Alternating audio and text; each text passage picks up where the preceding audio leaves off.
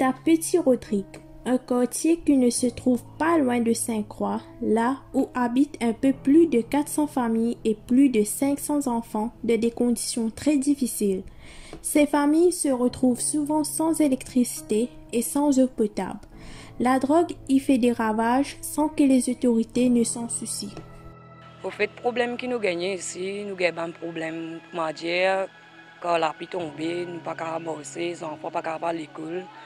Il y a des problèmes beaucoup là-bas, quand tout ça là, nous ne pouvons pas rester dans la case. Quand les enfants sont malades, tout ça là, nous prenons un transport, l'ambulance ne peut pas monter quand nous restons. Mais nous sommes contents que nous gagnons aide, pour que reste nous simer, tout ça là. Nous avons un coup qui est capable de faire.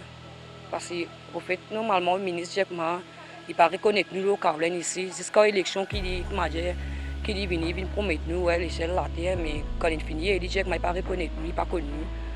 Mais nous sommes contents, nous avons des gens qui nous venir nous.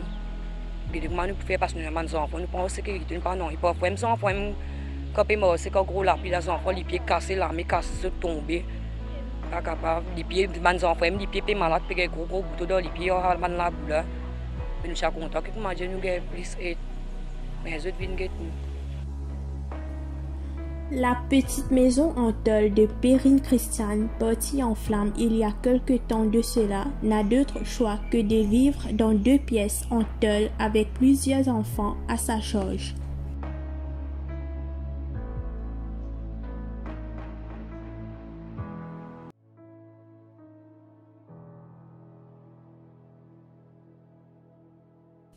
Le travailleur social Wesley compte créer un atelier de menuiserie afin d'apporter un changement dans la vie de ses habitants.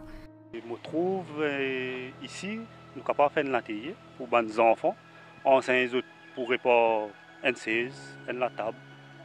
Montrer les autres comment ils sont capables de débrouiller pour les autres. Parce que nous avons une famille qui est dans une situation bien embarrassante. Nous travaillons grand matin pour manger tantôt. Et je voudrais enseigner aux enfants un métier que demain, quand ils grandissent, ce métier-là capable de la cuisine, grandir les autres familles. Et pour ça, c'est ce que je trouvé derrière moi, un bout de terrain. Je voudrais gagner 2-3 personnes qui sont capables d'aider moi. Moi, j'ai le projet dans ma tête, mais moi, j'ai un problème de finance. Alors, nous autres, les pour la bienvenue. Et ensemble, nous sommes capables de construire une école pour les enfants. Alors que sa collègue Doris Félicité veut démarrer une classe de musique. Je peux ouvrir bientôt une école de la musique parce que, comme vous trouvez ici, il y a un mauvais fléau qui peut dominer sa communauté là, surtout la drogue. Alors moi, en tant que maman, et comment dire, moi j'ai envie de sauver un peu les enfants Caroline parce que bien souvent dans le dimanche, nous travaillons avec les enfants là, nous trouvons qu'ils ne sont pas vraiment doués des côtés académiques, c'est plus les enfants techniques. Alors l'idée vient à partir de mon mari et mes enfants, parce que mes enfants aussi, il y a l'atelier Mozart.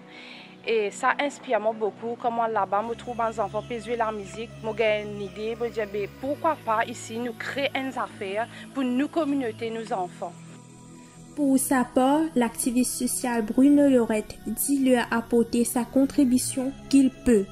Ici à Petit Rodrigue, bon, la situation, nous peut gérer au maximum. Parce que quand on regarde bien, c'est des gens qui sont délaissés du développement. Mais ce qui est dommage dans ce qui est politicien, bien souvent, c'est des personnes qui sont en période d'élection. Après, on a oublié les autres. Nous faisons aussi beaucoup d'empowerment. Nous faisons aussi un gros problème ici de grossesse précoce aussi, qui nous bien commence à t'accoler. Mais pourtant, dans la région, encore une fois, on a un ministre et des députés. Mais il ne faudrait pas que nous servissions juste pour la période politique. Nous sommes bien capables aussi d'assister les gens dans les besoins. Parce que le développement, il passe aussi par le développement humain. Nous ne pouvons pas faire un développement infrastructure sans qu'il y ait un développement humain. Donc c'est des gens qui nous peuvent empower, nous pouvons faire des ateliers, nous pouvons aussi montrer aux gens l'autosuffisance, comment planter pour être capable de subvenir à ses propres besoins.